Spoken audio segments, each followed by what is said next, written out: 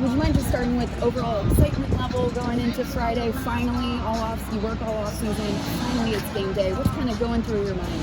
Yeah, I mean, I feel like everybody's feeling that right now. You know, we're all very excited that the season's here and we get to start playing. But I think that something that Coach Corbin really talks about is that you have to try to, level that out and maintain that excitement throughout the entire year instead of starting so high at the very beginning. Is that hard to do?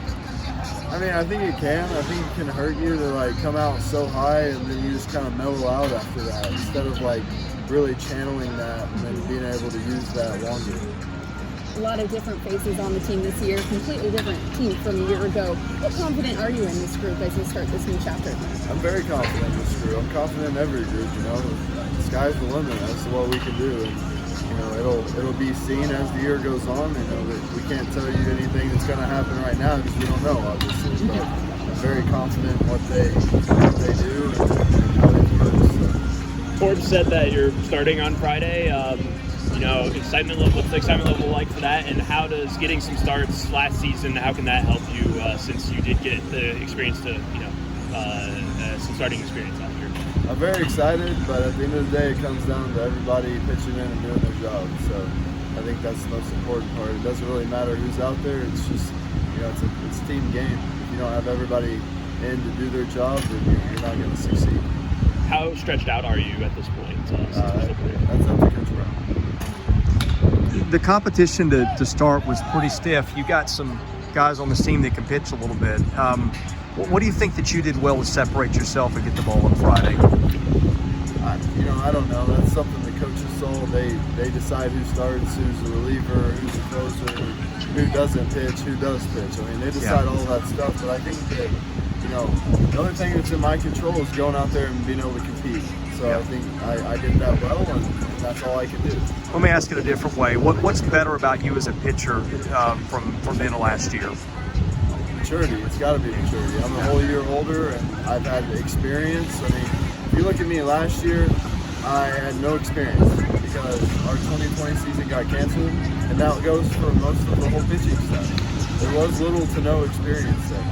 So coming into last year, we were playing it game by game, figuring things out, and figuring out how to pitch against SEC teams because we hadn't done that yet. Yeah.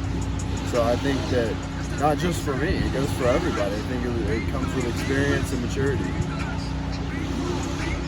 Playing a team like Oklahoma State to start the season, a top program, competitive right out of the gates, what does that do in terms of getting you guys not only prepare for the rest of the season, but seeing where you're at on the first weekend of the season?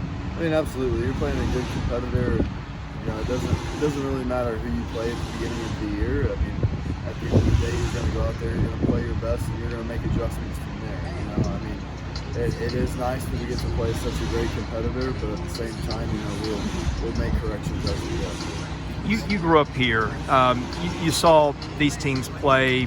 You've seen guys go on Friday nights in this program who are household names in the baseball world. How cool is it to be the next guy in that spot? It's cool. I mean, it's just an opportunity, and it's something that I have to put on my back and try to help my team the best that I can. It's not about how cool it is to me. It's something where you have to go out there and you have to try to do everything you can to help your team win that night. Whether that's Saturday or Sunday, Friday night, Tuesday night, it doesn't matter. Since you have so many guys back in the lineup, when you're training in the preseason, scrimmaging and stuff, how much does it help to go against guys who not only are obviously very talented, but they really know what they're doing at the plate and they're smart and you have to navigate those guys? I think it helps a lot because you've got mature guys at the plate and you can really tell right away whether your pitches are going to play well or not, because if they're not playing well, they're going to get banged.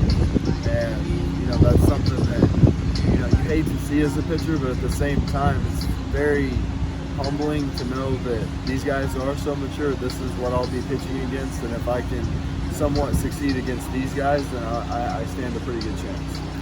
Yeah, having done that for so many months and seeing these guys and what they do well, what's going to be so tough, do you think, about other teams pitching to your lineup? I don't know what other teams' pitching looks like. Yeah. So I don't really. Well, I mean, just from the standpoint of having to get outs against these guys, you have some good hitters on this team. Oh, absolutely. Yeah. These guys are tough to get out, but I'm sure that goes for every team. Yeah. But especially this team, I play on this team. I pitch against these guys in the preseason. I mean, these guys are very disciplined.